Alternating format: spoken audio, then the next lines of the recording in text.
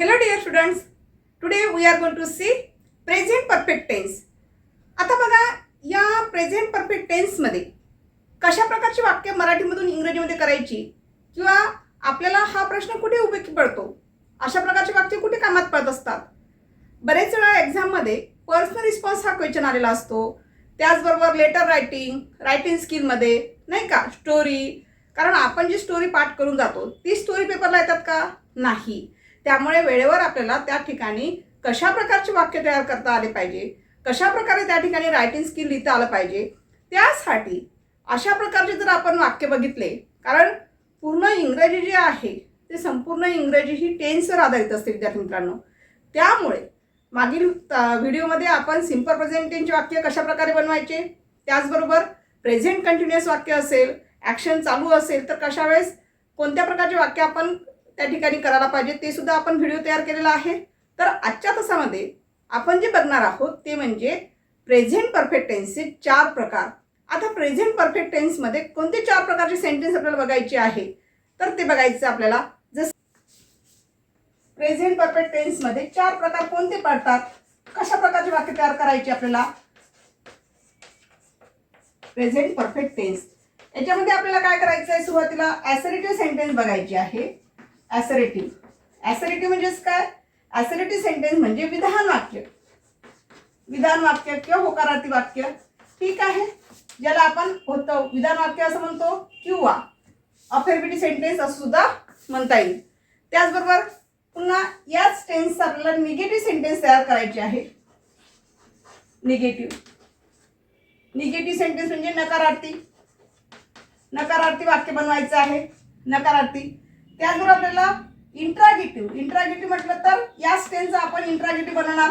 Interrogative म्हटलं तर प्रश्नार्थक वाक्य, इंट्रागेटिव्ह सेंटेन्स म्हटलं तर प्रश्नार्थक वाक्य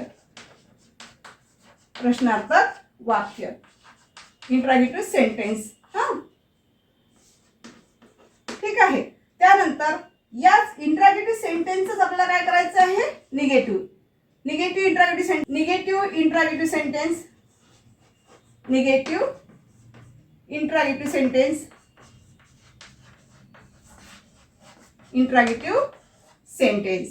तर विद्यार्थी मित्रांनो याचा अर्थ काय झाला, नकारार्थी प्रश्नार्थक वाक्य.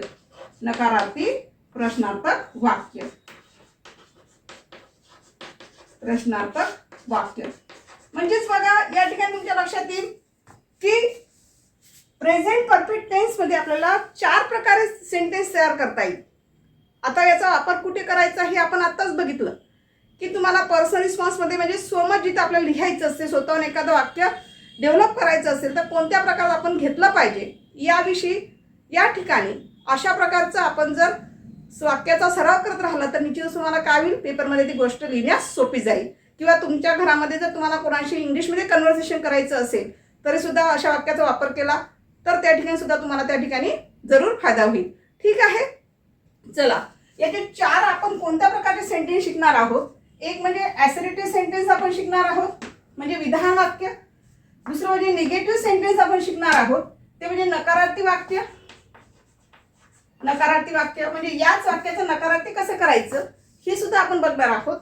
आणि त्यानंतर जर एखाद्या वेळेस फक्त आपण प्रत्येक वेळेस काय साधंच बोलतो का, विधान वाक्यामध्येच बोलत असतो का किंवा होकारार्थी सेंटेन्समध्येच बोलत असतो का, नाही. तर काही वेळेस आपण प्रश्न सुद्धा विचारत असतो. तर नेमका प्रश्न कशा प्रकारे विचारला जात असते तर अशा प्रकारची माहिती सुद्धा या व्हिडिओमध्ये तुम्हाला मिळून जाईल.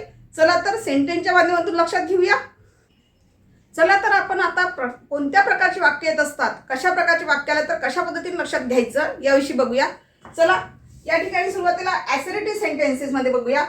जर प्रेझेंट परफेक्ट टेन्सचं वाक्य आलं असेल तर कसं असेल, आता यासाठी फॉर्म्युला कोणता यूज करायचा, subject plus have oblique has plus third form of verb plus object. म्हणजेच सब्जेक्ट मीन्स करता, हॅव किंवा हॅज हे 2s फॉर्म आहे आणि plus third form of verb म्हणजे क्रियापदाचं तिसरं रूप. प्रेझेंट परफेक्ट टेन्स म्हटलं तर नेहमी क्रियापदाचं कोणतं रूप असते विद्यार्थी मित्रांनो, तिसरं रूप असते आणि शेवटी ऑब्जेक्ट असते वाक्यात शेवटी. आता हे ओळखणार तरी कसं तुम्ही, मागे 2 प्रकारचे आपण टेन्स शिकलो होतो. एक म्हणजे सिंपल प्रेझेंट टेन्सचे वाक्य कशा पद्धतीने तयार करायचे आणि प्रेझेंट कंटिन्युअस टेन्स जर वाक्यामध्ये आलेला असेल तर ती वाक्य कशा पद्धतीने बनवायचे या संदर्भात मागे आपण एक व्हिडिओ घेतलेला होता. तर आजच्या तासामध्ये प्रेझेंट परफेक्ट टेन्सचे वाक्य आले तर कसे ओळखणार, कसं करणार बघा. आता या ॲसर्टिव्ह सेंटेन्समध्ये आपल्याला हे वाक्य प्रेझेंट परफेक्ट टेन्समध्ये आहे, हे कसं ओळखणार. मी लिहिलेले आहे हे दिलेलं वाक्य आहे, ठीक आहे. ॲक्शन कशी झालेली आहे, जस्ट हॅपन, नुकतीच घडलेली आहे, नुकतीच कंप्लीट सुद्धा झालेली आहे. लिहिलेले आहे म्हणजे काय राहिलं आहे का, लिहिलेलं शिल्लक राहिलेलं आहे का, नाही. जर एखाद्या सेंटेन्समध्ये पूर्ण क्रिया दाखवत असेल, जे काय काम असेल कंप्लीट ॲक्शन झालेली असेल, फुली कंप्लीट ॲक्शन झाली असेल, तर अशा वेळेला त्या ठिकाणी प्रेझेंट परफेक्ट टेन्सचं वाक्य असं लक्षात घ्यायचं विद्यार्थी मित्रांनो. आणि त्यानुसार तुम्ही काय करायचं, या फॉर्म्युल्यानुसार ते वाक्य त्या ठिकाणी फिलअप करायचं आहे, म्हणजे तुम्हाला ते सोपं जाईल. म्हणजे आता बघा, मी लिहिलेले आहे म्हणजे लिहिलेले आहे, तर हे वाक्य कंप्लीट झालेलं आहे.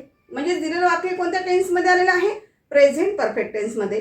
जस्ट कंप्लीट झालेलं आहे, नुकतंच कंप्लीट झालेलं आहे, पूर्ण झालेलं आहे अशा वेळेस. आणि दुसरी एक गोष्ट लक्षात ठेवायची की ज्या वेळेस एखाद्या व्हर्बला म्हणजे क्रियापदाच्या शेवटी लेले असं मात्रा लागून आलेली असेल, लेले गायलेले आहे, तिने गाणे गायलेले आहे, त्याने पाहिलेले आहे, अशा प्रकारचे लेले असे शब्द जर येत असेल बोलताना, तर अशा वेळेला ते वाक्य शक्यतोवर प्रेझेंट परफेक्ट टेन्स आहे असं लक्षात घ्यायचं.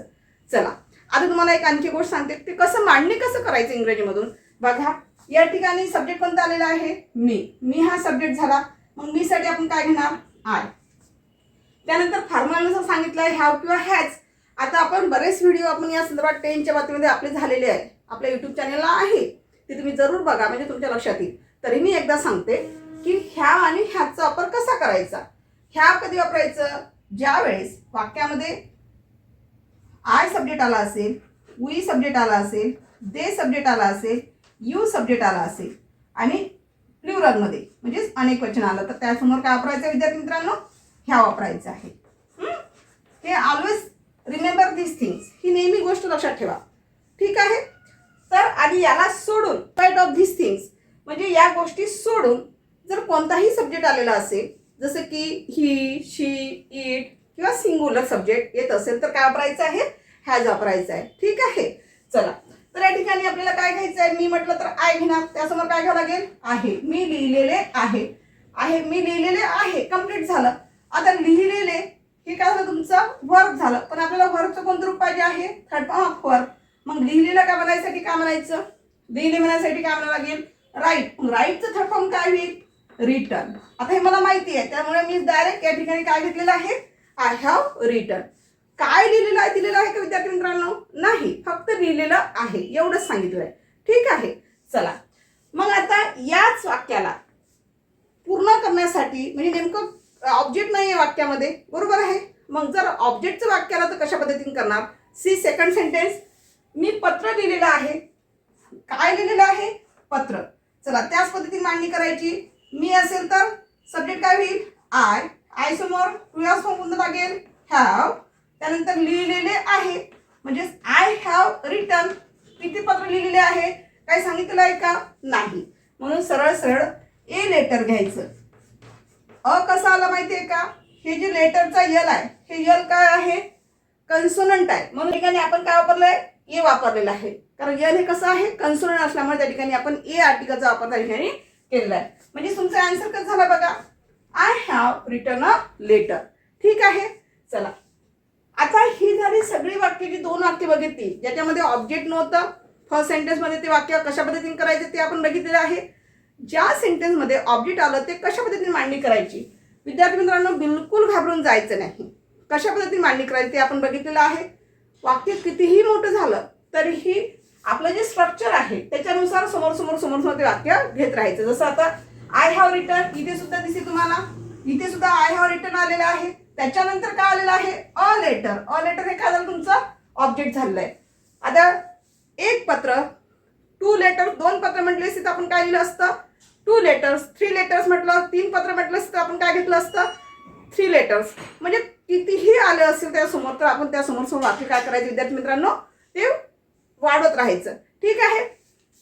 तर आता ही सगळीच्या सगळी वाक्य काय झालेली आहे, ॲसर्टिव्ह सेंटेन्समध्ये झालेली आहे.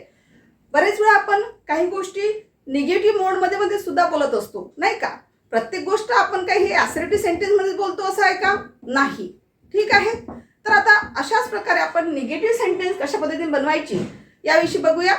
तर बघा, ही सगळीच्या वाक्यात जे घेतली ते आपण टू सेंटेन्स, ही कोणती होती? ॲसर्टिव्ह सेंटेन्समध्ये. म्हणजे याच्यामध्ये कुठल्याही प्रकारचं आपल्याला निगेटिव्ह मोड दिसलेला नाही आहे. जर निगेटिव्ह मोड आलेला असेल किंवा नकारात्मक वाक्य आलं असेल तर ते कशा पद्धतीने घ्यायचं? चला बघा, यासाठी फॉर्म्युला का वापरला? Subject plus have not oblique has not plus V3 plus object. आता निगेटिव्ह वाक्य ओळखायचं कसं?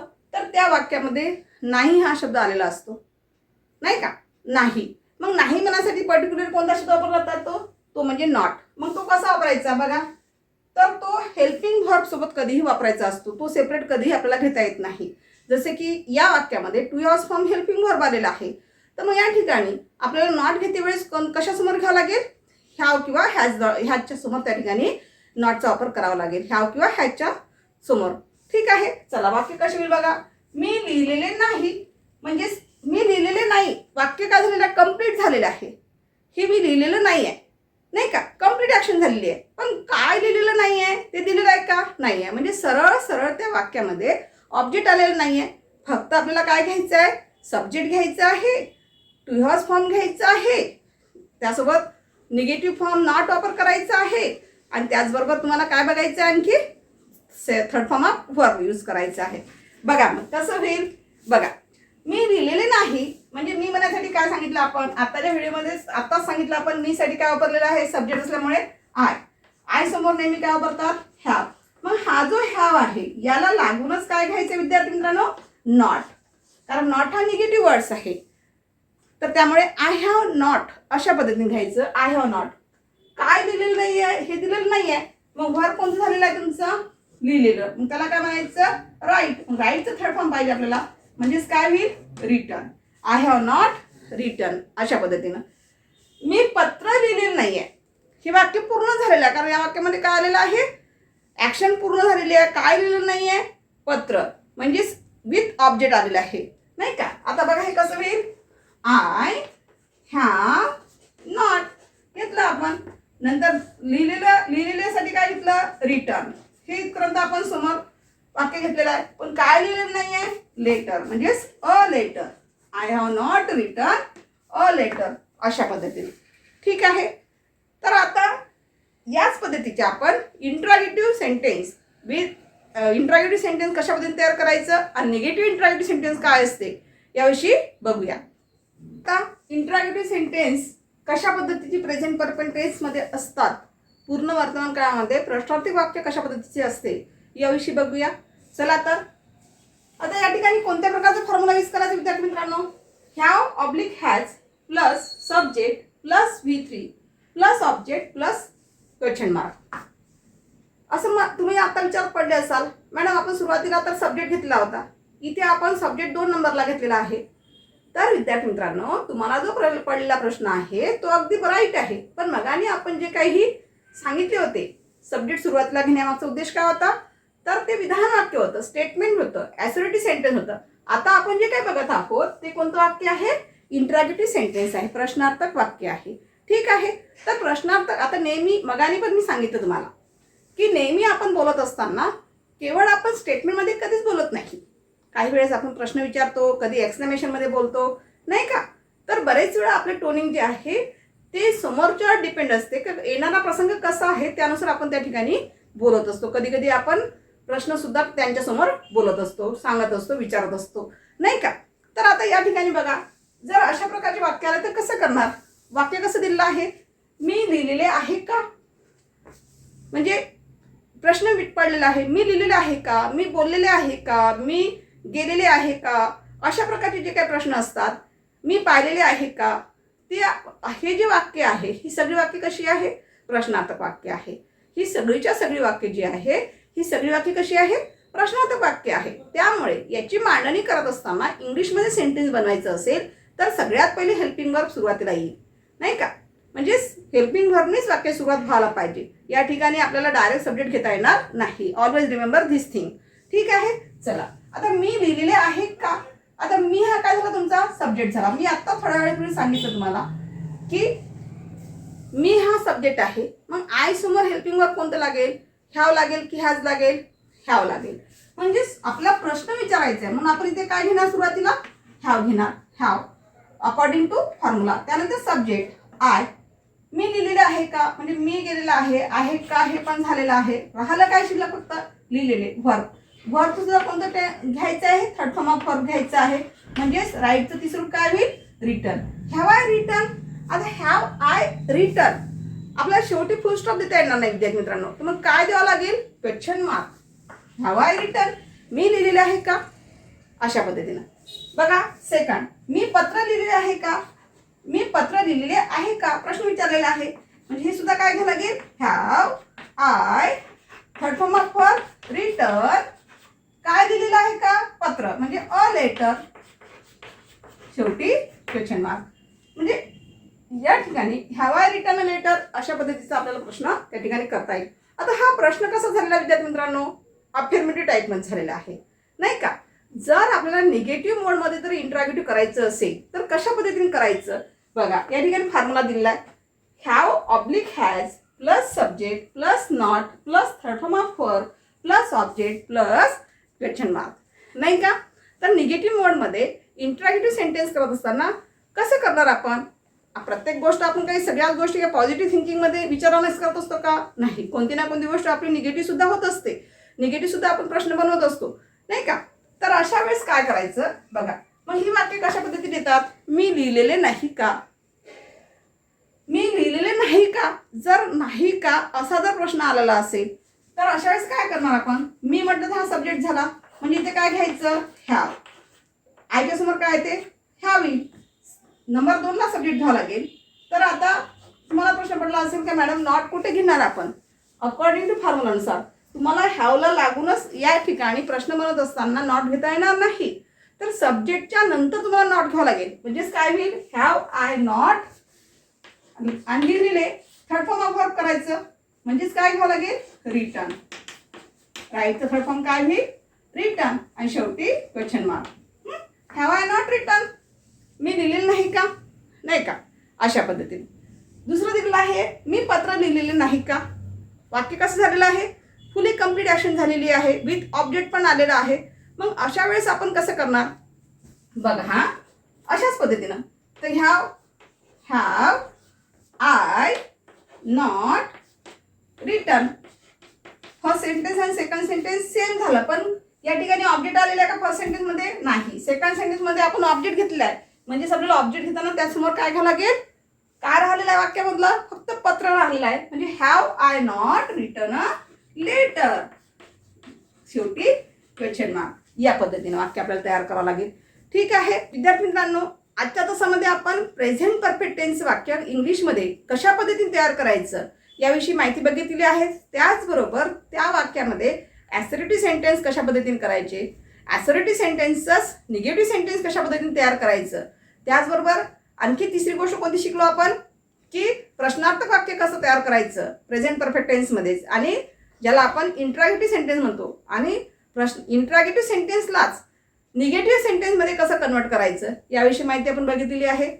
In the next video we will see the remaining portion of this topic. Thank you.